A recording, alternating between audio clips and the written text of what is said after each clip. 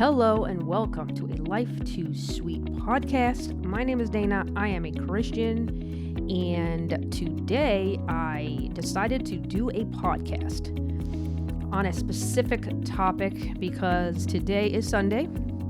It is February 7th, and I just watched church with Jesse Lee Peterson that I usually do on Sundays, and I noticed something that he always says, and I thought, let me look it up in the Bible and see where it says that. So he always talks about we can do of ourselves we can do nothing, but through God we can do all things, right? So we know nothing and we can do nothing, and that's what he always says. He always says, of ourselves we can do nothing, and of ourselves we know nothing.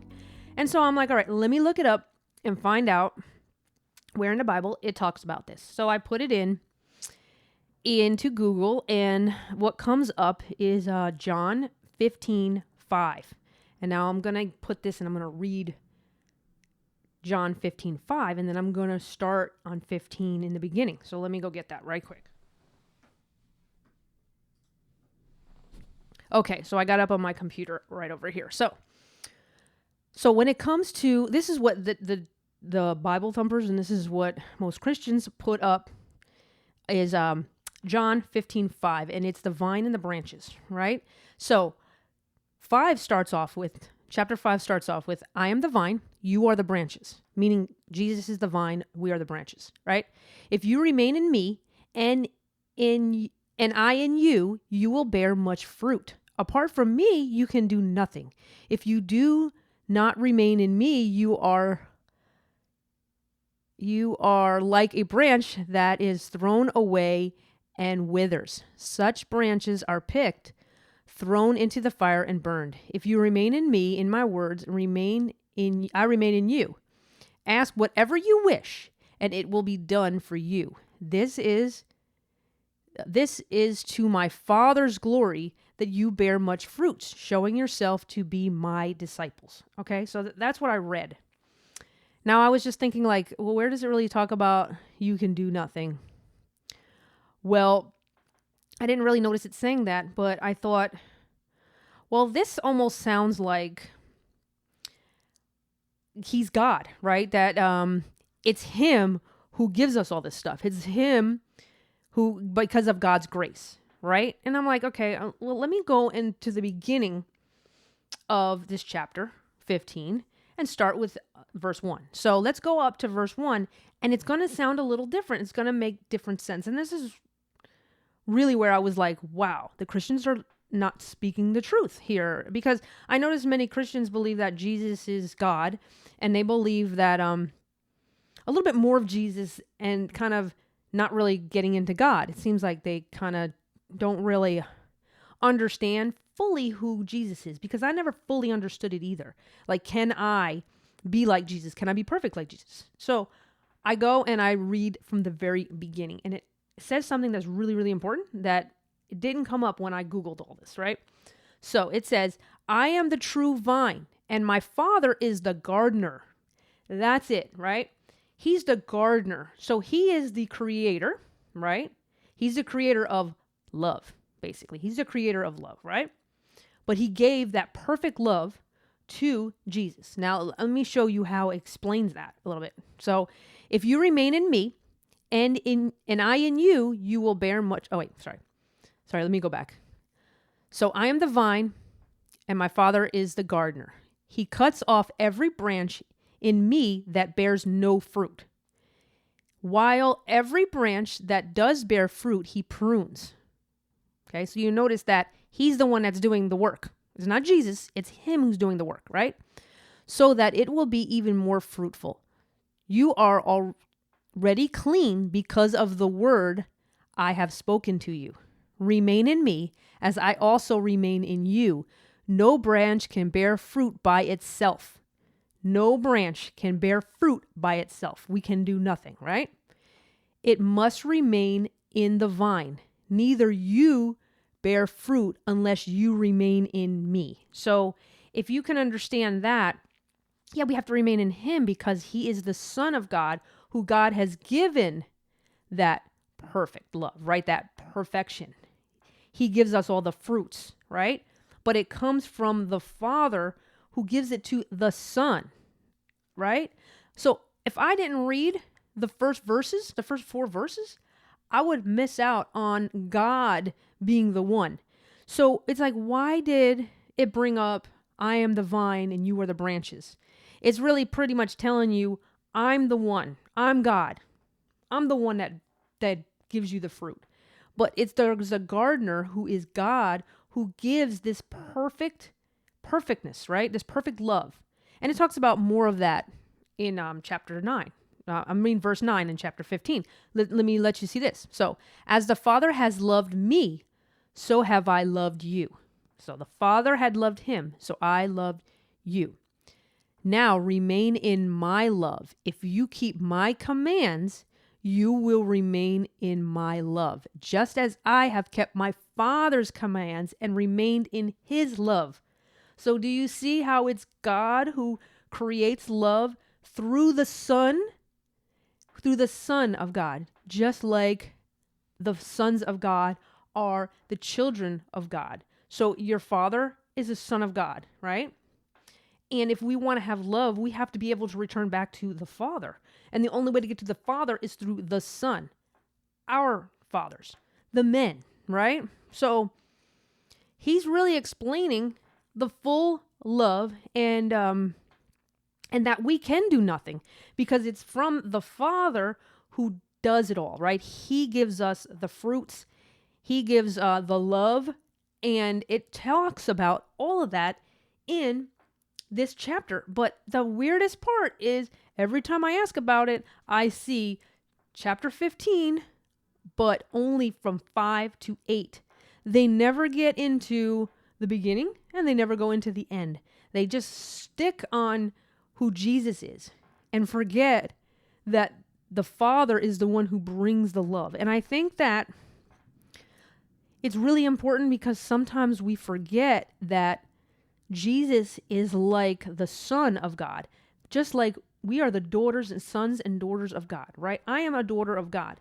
And so through the man, if I'm married, I can go to the man and have the same love, know the same love that the Father has because he's the gardener. And then, and of course it's through the Son, Jesus, who is the one who, he's the one that gets it from God. So I noticed that we're missing a lot and our preachers aren't speaking the truth. Okay? They're not telling us the truth. And I'm seeing it just by reading this because it was funny because, like I said, I just heard Jesse Lee Peterson, who was, the pastor of the church that I listen to, and he talked about that. He talked about how we can do nothing. And I'm seeing, of course, I can do nothing because the love comes from God. And the only way to get that love is to go through the Father or the Son. To go through the Son. And to get through the Son, and who is the Son? Well, Jesus is the Son. And who are the sons on earth? The Father, right? The men are the sons of God. And the daughters of God have to go through the Son, to go through the Son to get to the Father. You see what I'm saying? So I just thought that I would throw this out because it really made sense when I read it. And that's the coolest thing is when I returned back to God, I returned back to the Father, I realized all the things in the Bible that never made sense starting to really make sense. I'm starting to be in the world, but not of the world, right? I don't see the Bible as the world sees the Bible. I see the Bible as God sees the Bible, right? As the people in the Word. And if you read this as what Jesus is saying to us, I can understand what Jesus is talking about. I never really understood that before because I listened to what the preacher told me because he learned intellectually by somebody else. But I'm realizing now that I'm asking the questions, and when I go to the Bible, it's kind of like that. It's kind of like reading something where you can really find meaning of stuff, like a dictionary type of thing. And when I go read it, it's like, oh, it's making it more, it's like making what I'm going through and what I'm seeing, who God is, more tangible. That would be the word. It's tangible now. It's like I can put it, it's tangible, right? And that's what God's word really is, It's living the word. It's living the word, really. But there's times when I read it and it doesn't really make any sense. And sometimes it's not even, it's like sometimes it's not even that the person is a Christian, and it's just interesting, the Bible, because what I've read so far since I returned back to God and I forgave, I noticed that the Bible makes more sense. It just makes more sense. Like, oh yeah, that's exactly what I'm feeling. That's exactly what I'm going through, And so reading this really made me realize, like I said, it's John chapter 15. Read the whole thing. Read the whole thing and you will see. I mean, it keeps going on and everything like that, but it talks about the commands and loving each other. But this is all coming from God, and he's the one that gave Jesus that perfection. And now let's think about that. Jesus talks about that we can live as he did, right? Because he has that perfect love, that perfect personality of who God is. Jesus represents that. So when we have that perfect love that Jesus has, because he has perfect love that God has, we can have that here on earth, because that's exactly what Jesse Lee Peterson was talking about today in church. He was talking about the purpose of love. And the purpose really of love is to fully love God to where you can overcome all your issues. You can do all the things that Jesus did. I mean, we should be able to heal. We should be able to do all that stuff. But that is one of those things where God does take away all the junk that we got from Satan, right? Because Satan's nature is anger. It's happy and sad. It's feelings, right? But God's perfect love is explained. It's this perfect peace. But I'm not fully there because God is taking away the ego. But because sometimes I still believe in Satan and I still believe in my thoughts, I get lost in it. And but as I let and I endure it and I let it go and I feel the spiritual pain of it, then more of God is revealed. And then my faith grows. And it's not of me, it's all of God. And so I think it's really, really important that we understand the truth of who Christ was, because we are able to be Christ-like, right? How do they say Christ-like? It's really because he's the perfect love of God. He's the perfect personality of God. You know how they say it's human nature? Well, it's either Satan's nature or God's nature. And God's nature is perfect love. And the only person who we have that was perfect love was Jesus. But he made a way so we could have that perfect love here. The kingdom is here, right? It talks about that. The kingdom is here. The kingdom is within. It's within us, not outside of us. It's not in the church. It's not in the Bible. It's within us. And the people of the Bible talk about it. And Jesus was so honest about who he was. And it's all here. I mean, I can read on with this, all right? So chapter 15, verse 9. As the Father has loved me, so I love you. Now remain in my love. If you keep my commands, you will remain in my love, just as I have kept my Father's commands and remain in his love. I have told you this so that my joy may be in you and that your joy may be complete. We can be like him right there. My command is this: love each other as I have loved you. Greater love has no one than this. Greater love has no one than this, to lay down one's life for one's friends. You are my friends. You are my friends if you do what I command. You see right there, he just said, I dying for you. See right there. So I no longer call you servants, because a servant does not know his master's business. Instead, I have called you friends. For everything that I learned from my Father, I have made known to you. Everything I've learned from my Father, I made it known to you. You can do what I can do because I learned it from my Father, and I'm telling you that you can do the same thing. It's just what he's saying right here on earth. And it's like so obvious to me, right? So, you did not choose me, but I chose you and appointed you so that you might go and bear fruit that will last, and so that whatever you ask in my name, the Father will give you. This is my command. Love each other. So you see what he's saying right there? Whatever you ask in my name, the Father will give you.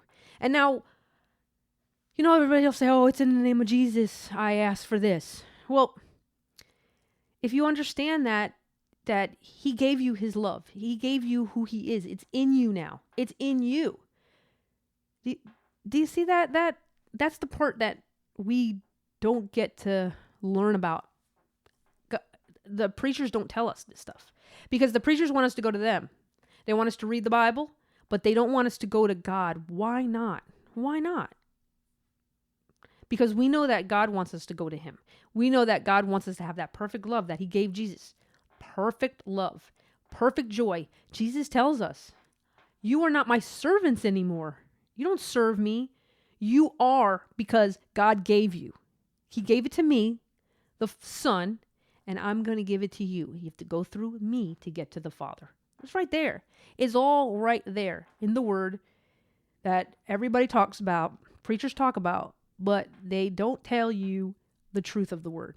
And the only way to find the truth of the Word is to get back to God. And the only way to get back to God is through the Son. And we cannot hate our earthly father and the sons of God and get to God. That doesn't even make sense. How could I hate my father, have resentment towards my father, and go to God? It doesn't even make sense, right? So I just thought I would throw this out there because when Jesse Lee Peterson asked that question, what is the purpose of love? Well, he brought up this, we can do nothing. And it all makes sense to me because what is the purpose of love? Well, the purpose of love really is to be able to do all those things that Jesus was able to do. Jesus was able to be perfect. Jesus was able to follow the commands. He has you follow the commands, but you can't do it on your own. Because remember, the gardener is the Father. He's the gardener. He's the one that will do it. He's the one that created it. He's the only one that can show you. And the only way to get there is to know God within, because he's within. Because Jesus said, I gave it to you. I laid down my life for you. I'm going to lay down my life for you. And I'm going to give you the love of my Father.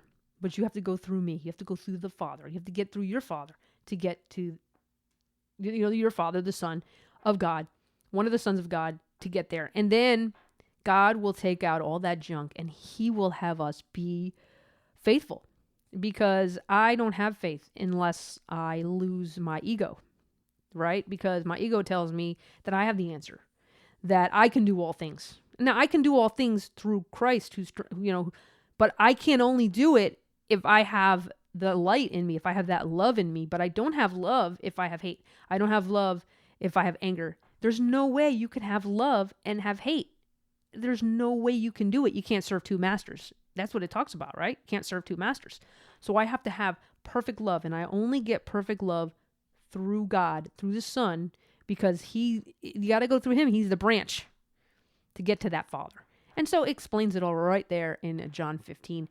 I thought that it was so powerful because when I went and Googled everything, it went to 15:5, and I'm like, this is talking like it's all Jesus who did it. He's the one that came up with everything, and you got to go straight to him and only to him and stop at him. And that's almost what I felt like. I was like, it doesn't really talk about God. Yes, it's the grace of God, but it's like it's the grace of God that's on the side. And that's how they seem to put it. That's how I kind of saw it. And then when I read it, he's talking all about the Father, and he's talking about the gardener, the creator of love. I mean, he's the creator of love. He's the creator. Jesus is that perfect reflection of what perfect love is, of what perfect personality of God is, and how we can have it.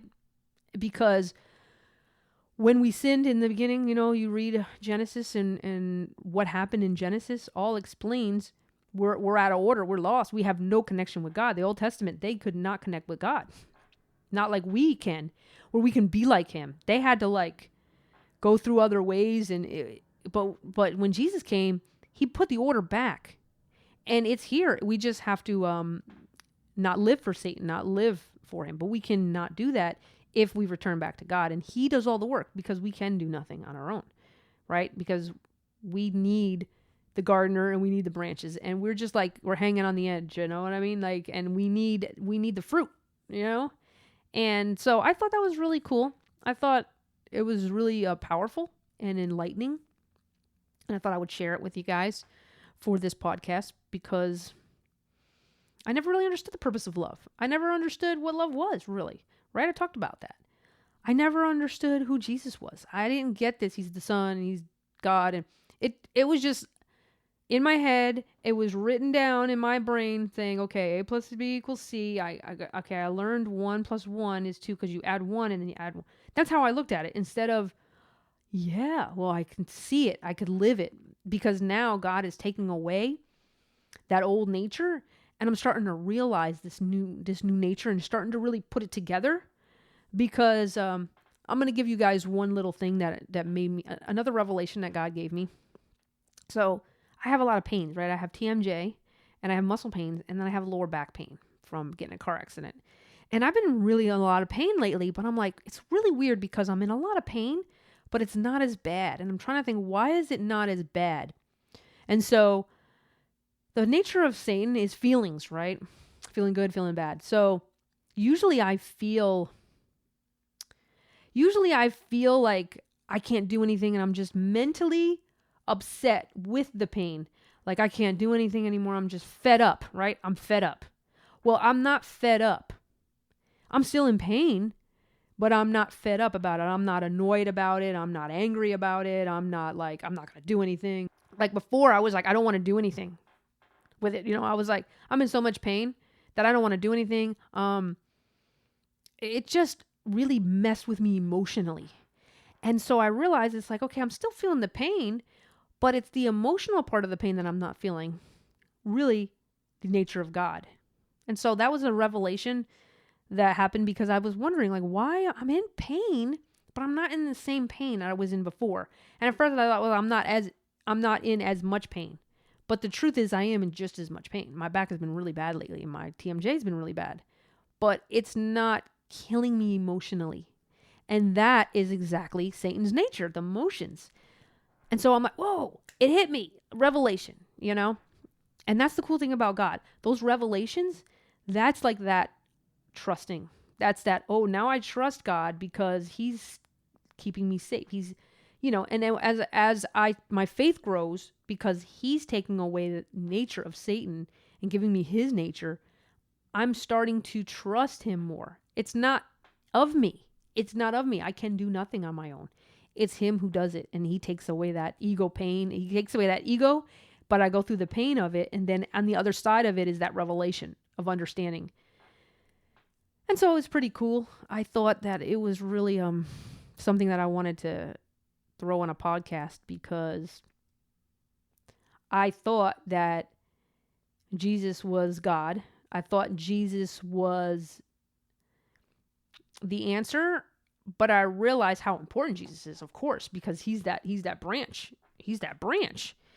And so I'm starting to understand him more. I'm starting to understand God more and Jesus more and what Jesus' role and the deepness of his role. Because in the beginning, I wasn't really seeing the deepness. I'm like, all right, he died for my sins. But you see, he came here to be that perfect. And I've heard this, but it didn't make sense.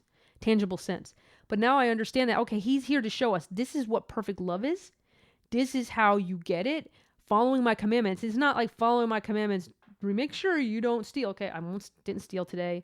It's not that. It's he makes you be able to live the commandments. You can't do it until he allows you to do it when he gives you his perfect love. The minute that you forgive and you don't resent because you are playing God, he allows you to see his perfect love. And that's part of the perfect love part. You know? But I still have those issues, some of those issues because those feelings, because Satan is still talking to me. He's still trying. He still has that ego in me that's still trying. But as God gets rid of that, I get closer to God and I get to understand who Jesus is more and I get to really get the scriptures a lot better. So it's really cool. It's kind of like getting those revelations from God. It's like knowledge, but it's spiritual knowledge. And spiritual knowledge, remember that God's wisdom compared to the world's wisdom, it talks about that in the Bible, doesn't it? Right? Like it's foolish to the world. because the world is so into the intellect that it's foolish. When if I'm saying what I'm saying has to be foolish to the world. They must think I'm crazy. I mean, when I told my mom that, those voices in my head, Satan telling me this and that, she's like, you might not want to tell people you have voices in your head. I'm like, yeah, but that thing that's telling you, you need to do this tomorrow, and you need to do that, and you need to go here. And she's like, well, that's normal.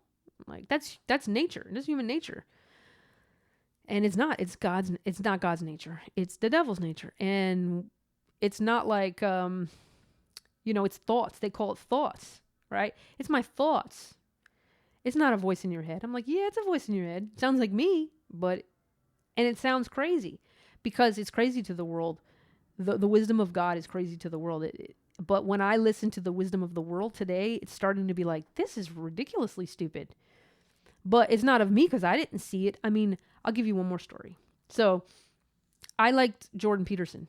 Jordan Peterson, if you guys know, he has the 12 Rules for Life. He's a clinical psychologist, and he's very brilliant, very smart, very, very, very brilliant, very smart. Okay.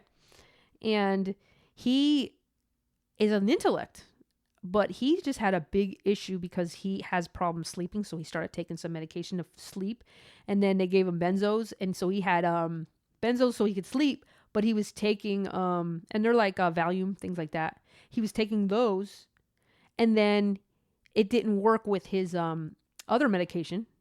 Now think about it. He's taking other medication. He's had depression. He has all these things, and then he has a book, 12 Rules for Life.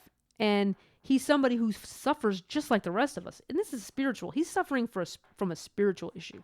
Now, that mental issues are spiritual issues. And I used to listen to him, and then I didn't realize, when I realized that he, had this issue because those two medications don't work together, he almost died. And I'm looking at him going, I listened to this man like he was God himself. And he was so intellectual and an amazing man, really. He's a good man. He really cares. I do believe he cares. I do believe he wants to do what's right, but he's unable to because he doesn't know God. He just doesn't. He's very intellectual, but I was just going, wow.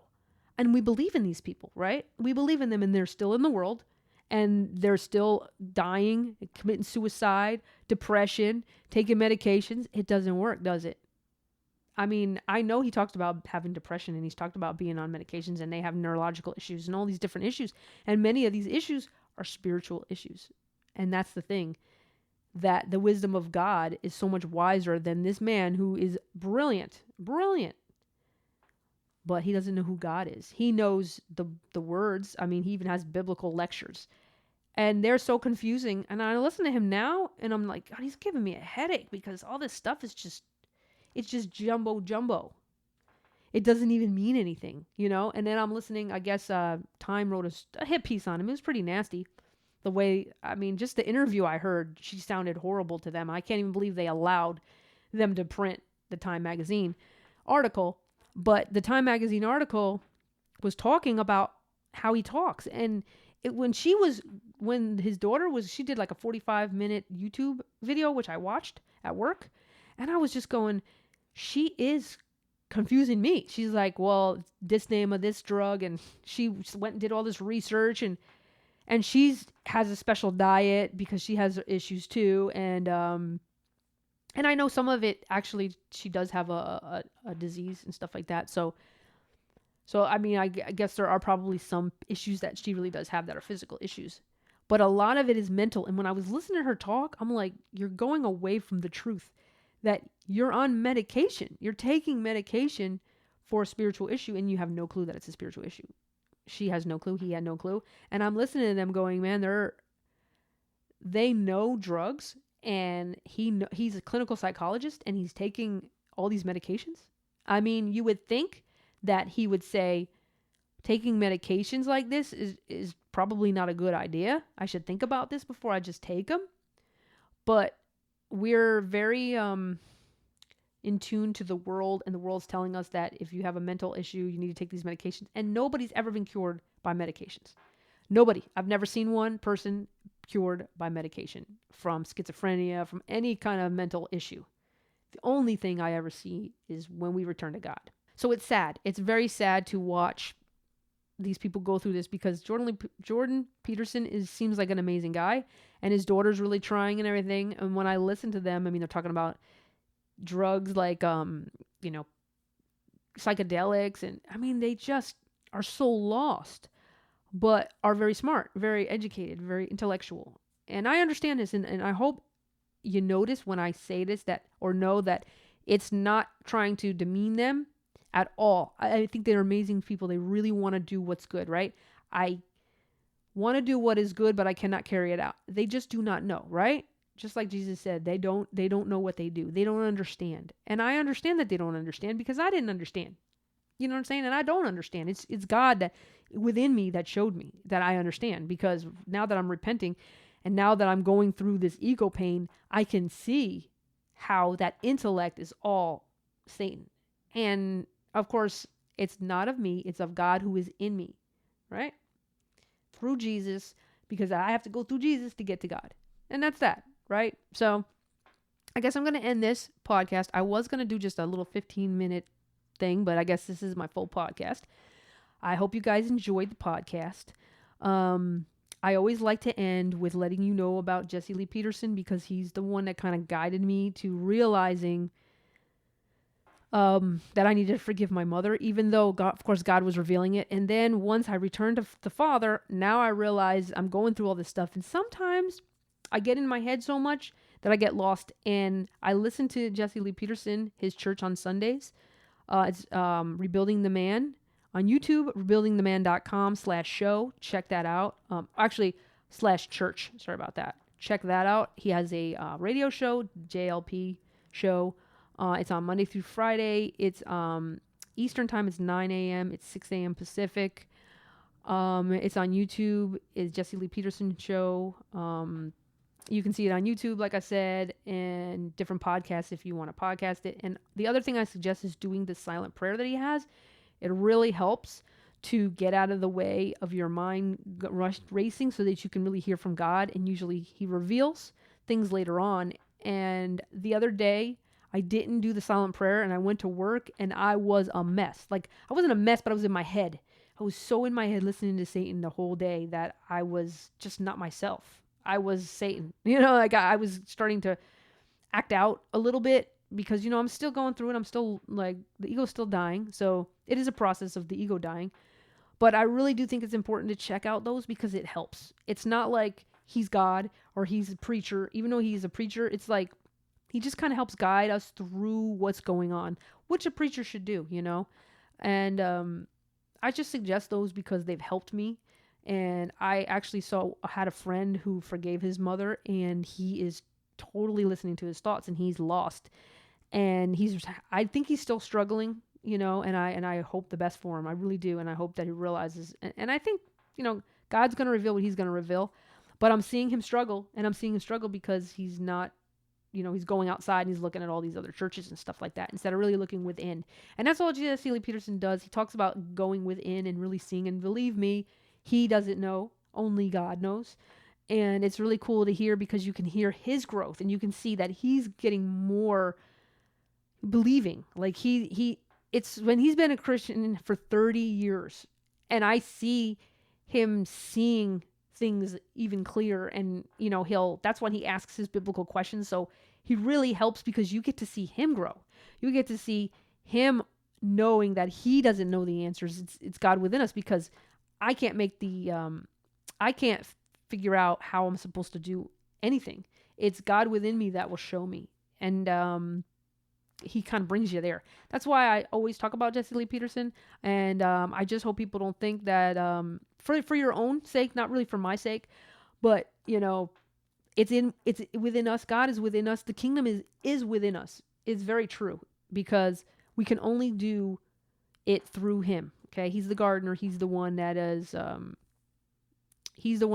love, and he gave love to his son so that we could have love here. And he died so that we can have that love, that perfect peace, that perfect love, and live in the commandments that God has put forth for us, so that we can have a joyous, free life with joy, like I said, and perfect peace, because love drowns out all fear, and love is perfect peace. So Those are the things I suggest because it's working for me. It's helping me a lot because that ego is big. It's big. So, thank you for checking out my YouTube channel, A Life Too Sweet. Also, my podcast, A Life Too Sweet Coaching. You can check it out on all major podcast sites. You can download it. If you're on the YouTube, please subscribe to my channel. Hit the like button. That will help me kind of get some followers, some subscribers, so that we can bring the message of God out, so that we can become strong and courageous that God gives us, right? In his perfect peace and his perfect love, we will be courageous, and we will trust in him so that we can get through what's going on in the world and how there's a lot of chaos and where we can get lost. And us as Christians, we are supposed to be the light. And so I think it's really important that we get podcasts like this out. Also, that people start speaking truth. And the only way I can speak truth is if I know the truth. And the only way I can know the truth is if I return back to God. And the only way to do that is to forgive, to repent of my sin, of judgment, returning to God, and so that he can give me that perfect peace and love, and so that when they see it in me, they want what I have, and they will turn to God, and then we can fight the battle of evil with perfect love, with perfect truth. That is God, which is love. So that is why I think this podcast is very important, and I think that others need to speak out and be the light, because that's what we're here for. We're not here to be coaches. We're not here to preach the word in our intellect. We're here to speak truth in love so that they will want what we have, and we can keep this world, and we can return back to love, and return back to the Father, and return back to our natural state, because we are in turmoil and we don't have to be, because Jesus died so that we can get that order back, right? So we can get that order back of God and Christ, Christ and man, man over woman, woman over children. Very, very important. Let's speak the truth. Let's speak word of truth. Let's be a voice of reason, a voice of love. And that's what this podcast is for. So thank you again for checking out my podcast, A Life Too Sweet and A Life Too Sweet Coaching Podcast. Thank you so much, guys. I will see you in the next podcast. I hope you stay well. And remember, God is good all the time. You guys have a good one, and I will see you in the next podcast. Bye.